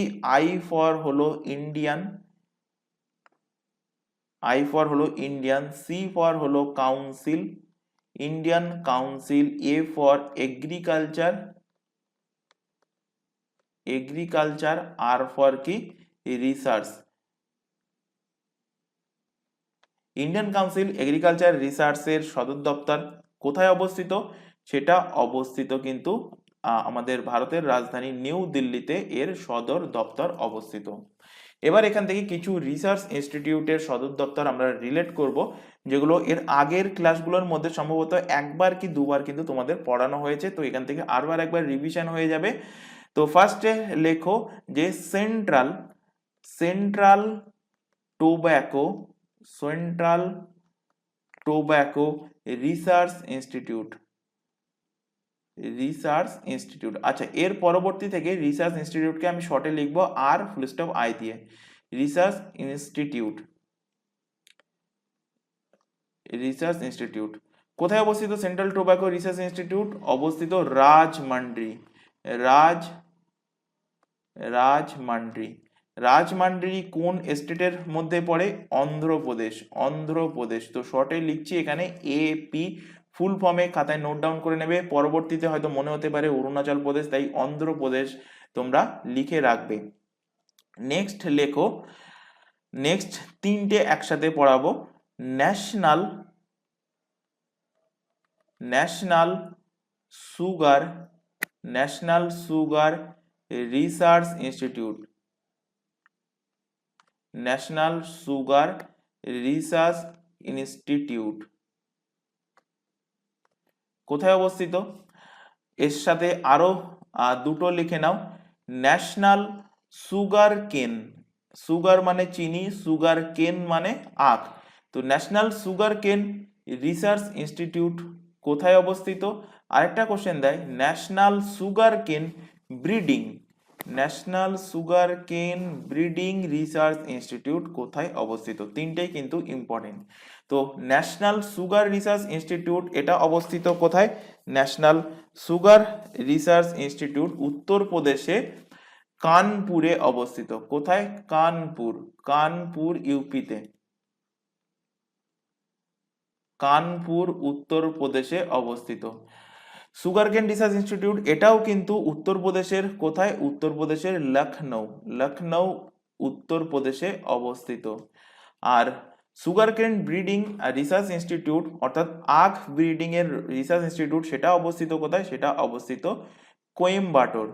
কোয়েম্বাটোর। কোয়েম্বাটোর কোন স্টেটের মধ্যে পড়ে? কোয়েম্বাটোর পড়ে তামিলনাড়ুর মধ্যে। তো তামিলনাড়ুর কোয়েম্বাটোরে অবস্থিত। পরে এখান থেকে নোট করো, national dairy research institute. National dairy research institute কোথায় অবস্থিত? ন্যাশনাল ডেয়ারি রিসার্চ ইনস্টিটিউট অবস্থিত কারনাল। কারনাল। কারনাল কোথায়? হরিয়ানা। আর লিখলাম। Karnal হরিয়ানাতে national dairy research institute অবস্থিত। পরবর্তী এখান থেকে নোট করো, সেন্ট্রাল পটেটো আলু গবেষণাগার কেন্দ্র। সেন্ট্রাল পটেটো রিসার্চ ইনস্টিটিউট কোথায় অবস্থিত? অবস্থিত সিমলা। কোথায় অবস্থিত? সিমলা। সিমলা হিমাচল প্রদেশের সিমলাতে অবস্থিত। নেক্সট এখান থেকে লেখো যে সেন্ট্রাল কোকোনাট রিসার্চ ইনস্টিটিউট কোথায় অবস্থিত? সেন্ট্রাল কোকোনাট অর্থাৎ নারকেল গবেষণাগার কেন্দ্র। তো সেটা অবভিয়াসলি যেখানে নারকেল বেশি হবে কেরালাতে। কেরালার কোথায়? কাসেরগাঁড। কেরালার কাসেরগাঁড কোথায়? কেরালাতে অবস্থিত। নেক্সট লেখো এখান থেকে যে archaeological survey of India. Archaeological survey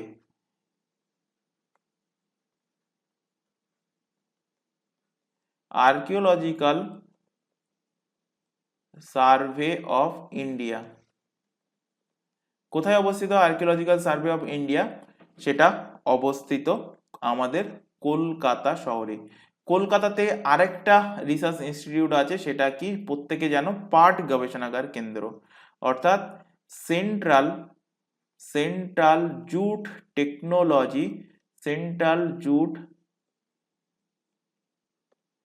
technological research institute কোথায় অবস্থিত? কলকাতাতে অবস্থিত। কোথায় অবস্থিত? কলকাতাতে অবস্থিত। নেক্সট লেখো যে দুটো এক্সামে তোমাদের দিয়েছিল WBCS 2023-এর প্রিলিমসের এক্সামে কি দিয়েছিল? এক্সাক্ট জায়গার নাম জানতে চেয়েছিল। চা গবেষণাগার কেন্দ্র সেন্ট্রাল টি রিসার্চ ইনস্টিটিউট কোথায়? এক্সাক্ট জায়গার নাম তোমাদের জানতে হবে। জোরহাট কোথায়? আসামের জোরহাট। আরেকটা দিয়েছিল কফি গবেষণাগার কেন্দ্র central central coffee research institute কোথায় অবস্থিত? চিকমাগালুর। চিকমাগালুর কোন state? Karnataka.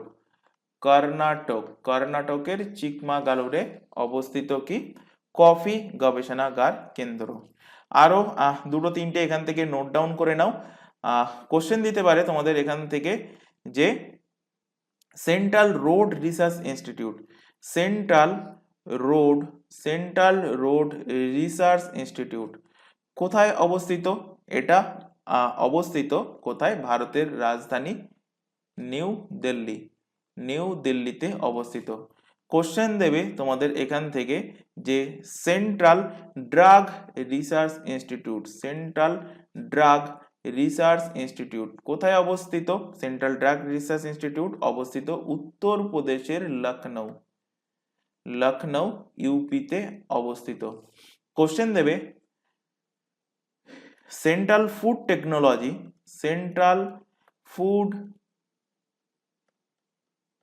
Technology research institute কোথায় অবস্থিত? Central food technology research institute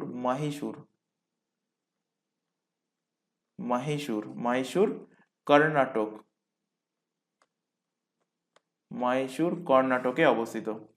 question দেবে বন গবেষণাগার কেন্দ্র, ইন্ডিয়ান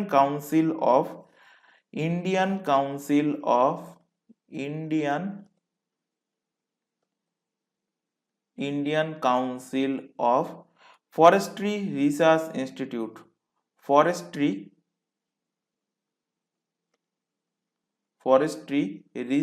ইনস্টিটিউট কোথায় অবস্থিত? দেরাদুন। কোন state? Uttarakhand. Next but not least, last যেটা লেখাচ্ছি সেটা লিখে নাও যে চাল গবেষণাগার কেন্দ্র, ন্যাশনাল। এটা আগে দিত চাল গবেষণাগার কেন্দ্র, রিসেন্টলি কিন্তু দেখা যাচ্ছে এই কোশ্চেনটা দিচ্ছে না, তবুও তোমাদের পড়ে রাখতে হবে, দিতেও পারে। তো ন্যাশনাল রাইস রিসার্চ ইনস্টিটিউট চাল গবেষণাগার কেন্দ্র কোথায়? কটক,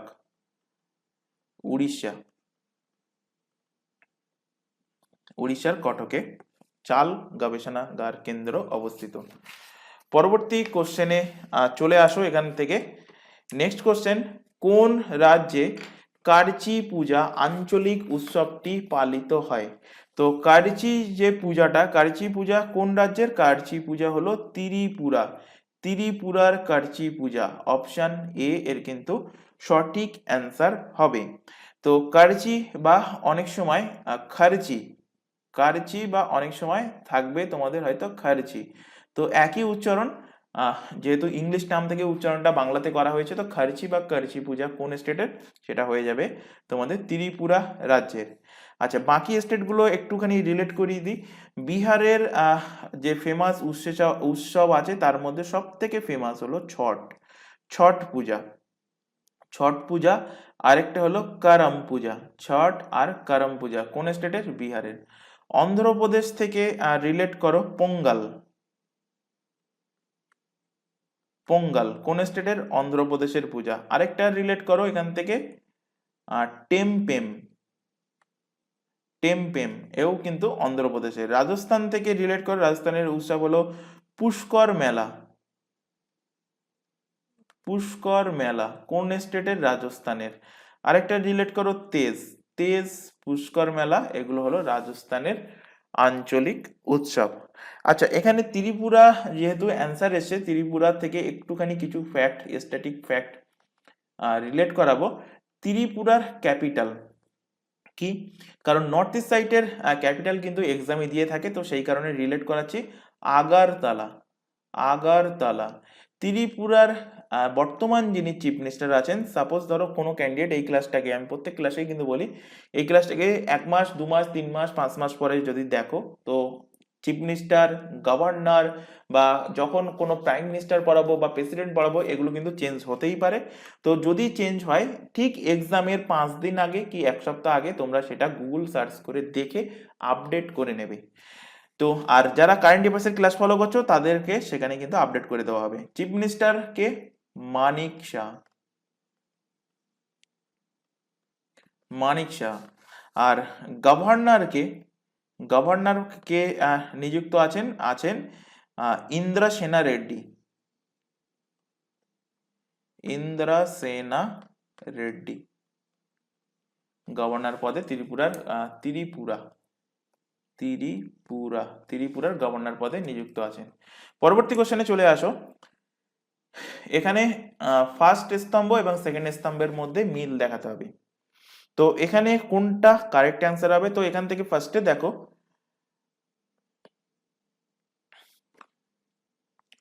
মাদুরাই মীনাক্ষী মন্দির। মাদুরাইতে কি আছে? মীনাক্ষী মন্দির আছে মাদুরাইতে কি আছে? মীনাক্ষী মন্দির।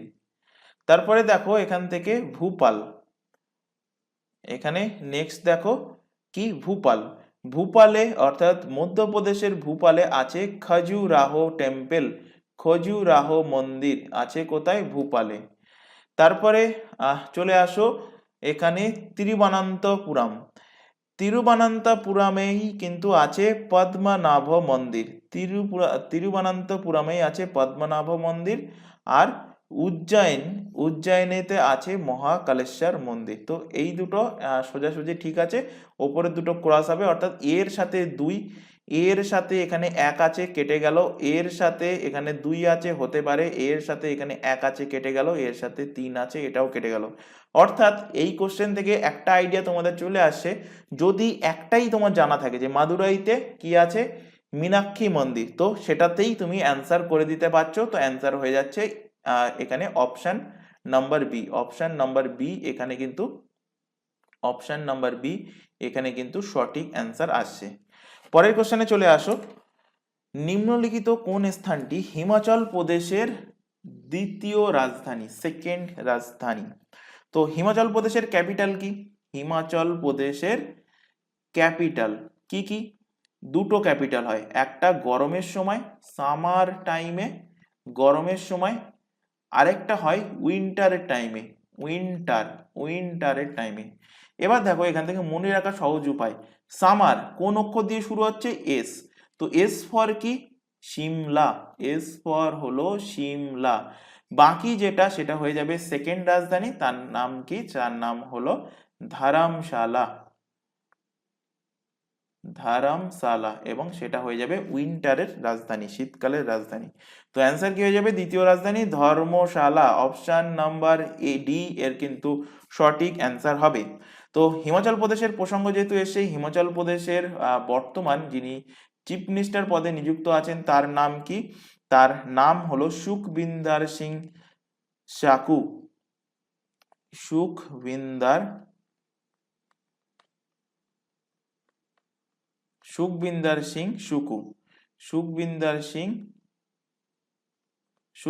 সিং সুকু। আর গভর্নর পদে কে নিযুক্ত আছেন? গভর্নর পদে নিযুক্ত আছেন শিব প্রতাপ শুক্লা।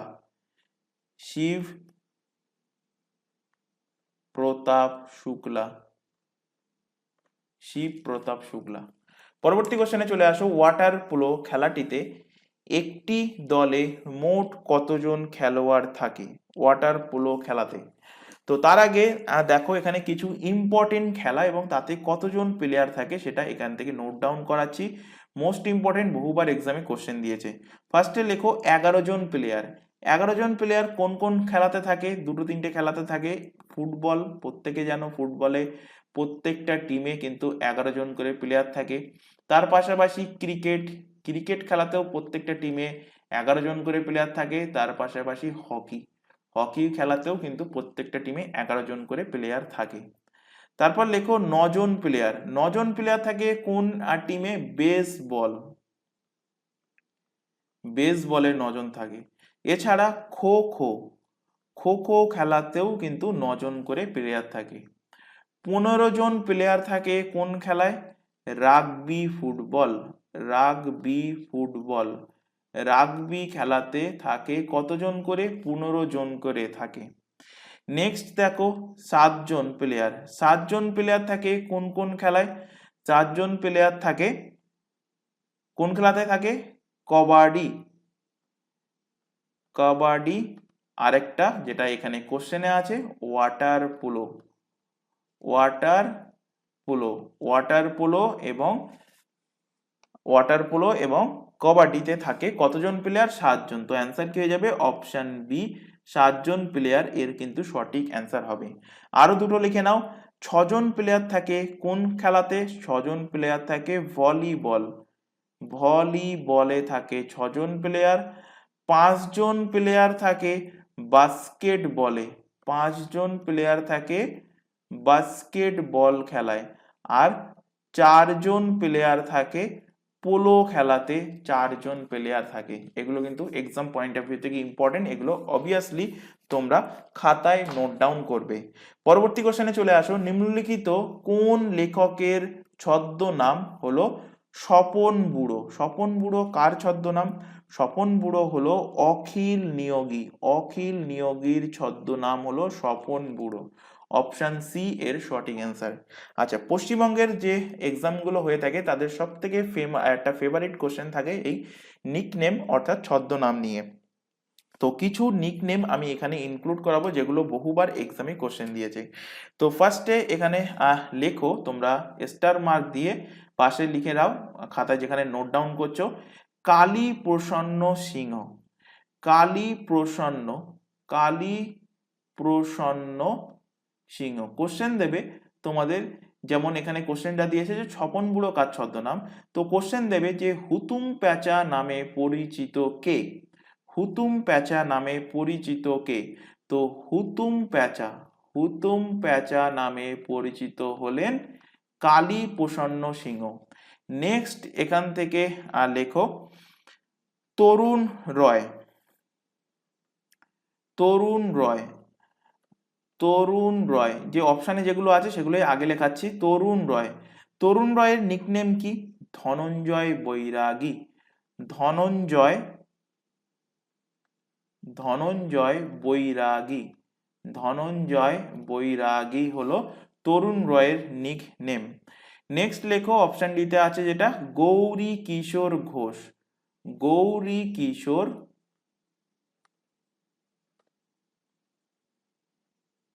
গৌরী কিশোর ঘোষ।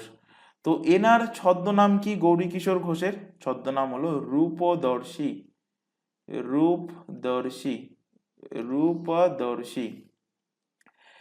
নেক্সট এখান থেকে লেখো আরো কিছু ইম্পর্টেন্ট, তার মধ্যে প্রথমে লেখো আমাদের কবিগুরু রবীন্দ্রনাথ, রবীন্দ্রনাথ ঠাকুর, রবীন্দ্রনাথ ঠাকুর। রবীন্দ্রনাথ ঠাকুরের ছদ্মনাম কি? ভানু সিংহ, ভানু,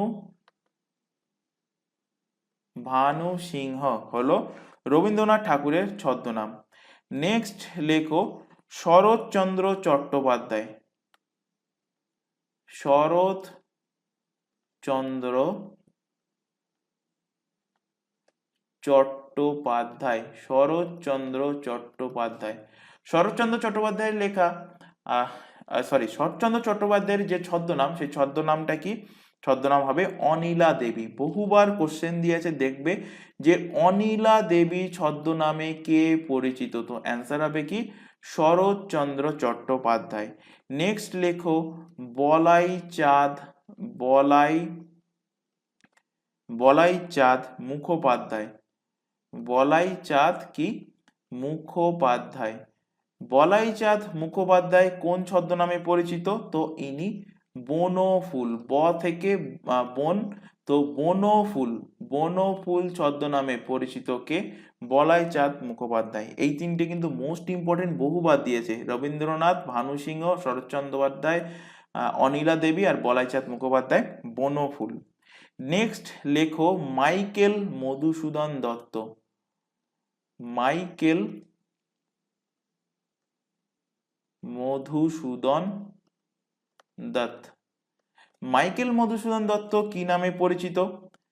মাইকেল মধুসূদন দত্ত পরিচিত টিমোথি, টিমোথি পিনপোয়েম, টিমোথি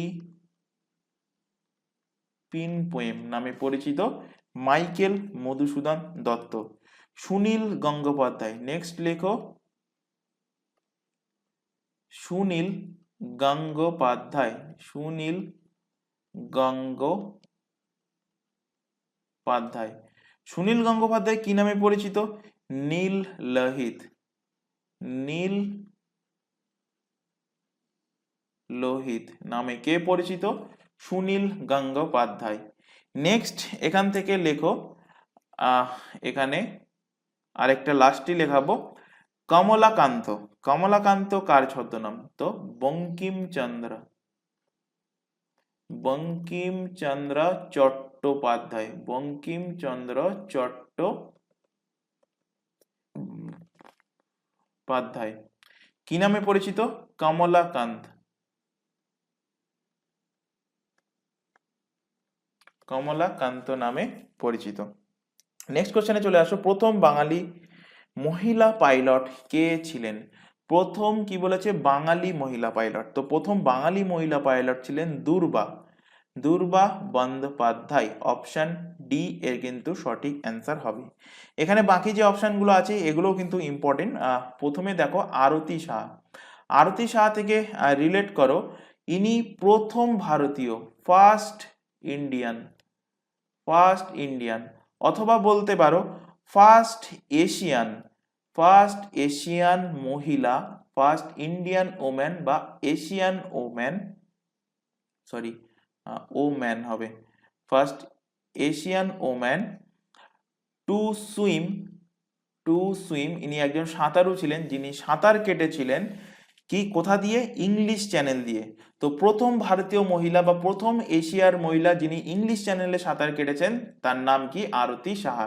তো first Indian oblique Asian woman to swim across, to swim across the English channel, the English channel, the English channel, English channel দিয়ে প্রথম যে মহিলা, প্রথম ভারতীয় বা প্রথম এশিয়ান মহিলা হিসাবে সাঁতার কেটেছেন কে? আরতি সাহা। কত সালে? সালটাও মনে রাখবে, এক্সামে দিয়েছে, 1959 সালে তিনি সাঁতারটা কেটেছিলেন। এছাড়া আরতি সাহা থেকে আরেকটা ফ্যাক্ট তোমরা রিলেট করবে, ইনি প্রথম মহিলা স্পোর্টস পার্সন যিনি পদ্মশ্রী অ্যাওয়ার্ডে সম্মানিত হয়েছেন, অর্থাৎ first Indian, first Indian sports woman, first Indian sports woman to be awarded, to be awarded Padma Shri. ইনি প্রথম ভারতীয় মহিলা খেলোয়াড়, ভারতীয় কি বলেছি? ভারতীয় খেলোয়াড় বলেনি, ভারতীয় মহিলা বলেছি, ভারতীয় মহিলা খেলোয়াড় যিনি প্রথম পদ্মশ্রী অ্যাওয়ার্ডে সম্মানিত হয়েছেন। ইলা মজুমদার থেকে রিলেট করো, ইলা মজুমদার, ইলা মজুমদার থেকে রিলেট করো, ইনি অর্ডিন্যান্স ফ্যাক্টরি যেটা আছে সেই অর্ডিন্যান্স ফ্যাক্টরির প্রথম মহিলা একজন কর্মচারী, অর্থাৎ first woman to work, first woman to work ordinance factory, ordinance যেখানে গোলা বারুদ বা মিলিটারিদের যে সমস্ত গান ফানগুলো তৈরি হয় বা সেটিং হয়, তো সেটাকেই বলা হয় কি? Ordinance factory. কত সালে? 1951 সালে। আশাপূর্ণা দেবী থেকেও রিলেট করো, আশাপূর্ণা দেবীটাও কিন্তু মোস্ট ইম্পর্টেন্ট। আশাপূর্ণা দেবী থেকে তোমরা এখান থেকে রিলেট করো যে ইনি প্রথম মহিলা যিনি জ্ঞানপীঠ পুরস্কার পেয়েছেন, জ্ঞানপীঠ, জ্ঞানপীঠ পুরস্কার পেয়েছেন প্রথম মহিলা হিসাবে, প্রথম ওম্যান, প্রথম মহিলা হিসাবে জ্ঞানপীঠ পুরস্কার কে পেয়েছেন? আশাপূর্ণা দেবী। কোন বইয়ের জন্য তিনি জ্ঞানপীঠ পুরস্কার পেয়েছেন? বইটার নামও কিন্তু ইম্পর্টেন্ট, মনে রাখবে, বইটার নাম হলো প্রথম প্রতিশ্রুতি, বা এইভাবে কোশ্চেন দিয়ে দেয় যে প্রথম প্রতিশ্রুতি বইটা কার লেখা? তো প্রথম প্রতিশ্রুতি বইটা লেখা হলো আশাপূর্ণা দেবী, যিনি প্রথম মহিলা হিসাবে জ্ঞানপীঠ অ্যাওয়ার্ড তিনি কিন্তু পেয়েছেন। পরবর্তী কোশ্চেনে চলে আসো, জওহরলাল নেহরু পশ্চিমবঙ্গের যে জায়গায় মিনিয়েচার ইন্ডিয়া বলে অভিহিত করেছেন সেই জায়গাটা কোনটা? তো সেই জায়গাটা হলো খড়গপুর, জাস্ট অনলাইনার ফরম্যাটে মনে রাখবে। অপশন ডি এর কিন্তু সঠিক অ্যান্সার হবে। পরবর্তী কোশ্চেনে চলে আসো, এবং এটা আজকে ক্লাসের লাস্ট কোশ্চেন। নিম্নলিখিত কোনটি বেনজিনের রাসায়নিক ফর্মুলা? তো বেনজিনের রাসায়নিক ফর্মুলা কি? বেনজিন কি দ্বারা তৈরি? এটা কিন্তু একটা সাইক্লিক হাইড্রোজেন বন্ড দ্বারা তৈরি, হাইড্রোজেন একটা চেন দ্বারা তৈরি। তো এটাতে কি থাকে, 6টা কার্বন পরমাণু রয়েছে, এবং যেগুলো অল্টারনেটিভ ভাবে কিন্তু ডবল বন্ডের সাথে কিন্তু সংযুক্ত থাকে। তো বেনজিনের সাথে আশা করি প্রত্যেকেই পরিচিত, যারা সায়েন্স গ্রুপে তারা আশা করি তো চেনই, কেমিস্ট্রিতে পড়েছো। যারা আর্টস গ্রুপের আছো তারা কোথাও না কোথাও হয়তো বেনজিনটা রিলেট করতে পেরেছো, বেনজিনের ছবি তারা দেখেছো। তো এরকম ষড়ভুজ আকৃতির থাকে, এবং এই যে 6টা কোণ, এই 6টা কোণেই কিন্তু কার্বন পরমাণু থাকে, এবং এই কার্বন পরমাণুগুলো কি হাইড্রোজেনের সাথে যুক্ত থাকে। হাইড্রোজেনের সাথে কিন্তু এখান থেকে এরা এইভাবে যুক্ত থাকে, হাইড্রোজেন পরমাণু দ্বারা কিন্তু এরা যুক্ত থাকে। আর যেটা বললাম যে অল্টারনেটিভ ভাবে ডবল বন্ড, তো অল্টারনেটিভ ভাবে ডবল বন্ডের অর্থ হলো এখানে একটা ডবল বন্ড, তাহলে এই জায়গাতে কিন্তু মানে এখানটায় ডবল বন্ড হবে না, ডবল বন্ড হবে আবার এখানে, তারপরে এখানটায় কিন্তু ডবল বন্ড হবে না, ডবল বন্ড হবে কোথায়? ডবল বন্ড হবে এখানে। তো অল্টারনেটিভ জায়গাতে কিন্তু ডবল বন্ড দ্বারা যুক্ত থাকে বেনজিন। তাহলে কটা কার্বন থাকে গুণে দেখো, 6টা কোণ আছে, 6টা কোণে 6টা কার্বন, কার্বনের সংখ্যা 6টা, আর সেই কার্বনের সাথে হাইড্রোজেন যুক্ত আছে, তো হাইড্রোজেনের সংখ্যাও 6টা। তো সংকেত কি হবে? C6H6, অপশন নাম্বার এ এর কিন্তু সঠিক অ্যান্সার হবে। তো আশা করি আজকে ক্লাসে যে কোশ্চেনগুলো পড়ানো হয়েছে, যে 20টা কোশ্চেন, প্রত্যেকটা কোশ্চেন ক্লিয়ার হয়েছে। ক্লাস ভালো লাগলে অবভিয়াসলি কিন্তু ক্লাসটাকে তোমরা লাইক করবে। আরেকটা কথা বলছি, কেউ কিন্তু ক্লাসটাকে ডাউনলোড করে দেখবে না, ক্লাসের শুরুতেও বলেছি। তোমরা যদি লাইভ ক্লাস না দেখতে পারো, পরবর্তীতে তোমরা অনলাইনেই দেখবে। যেহেতু একটা তোমাদের কাছে রিকোয়েস্ট, যেহেতু চ্যানেলটা ছোট, তাই এটা তোমাদের কাছে একটা ছোট রিকোয়েস্ট যে কেউ ক্লাসটাকে ডাউনলোড করে দেখবে না। আর ক্লাস ভালো লাগলে অবভিয়াসলি ক্লাসটাকে লাইক করবে, কারণ ম্যাক্সিমাম তোমাদের স্টুডেন্টের মধ্যে দেখা যাচ্ছে ক্লাস দেখছো বাট লাইক করছো না। আর প্রিভিয়াস ক্লাসগুলো, সব থেকে ইম্পর্টেন্ট হলো প্রিভিয়াস ক্লাসগুলোকে কিন্তু নির্দিষ্ট দিন অন্তর রিভিশন করবে। তো আজকের ক্লাস আমরা এখানে শেষ করছি, আজকের ক্লাস এই পর্যন্ত।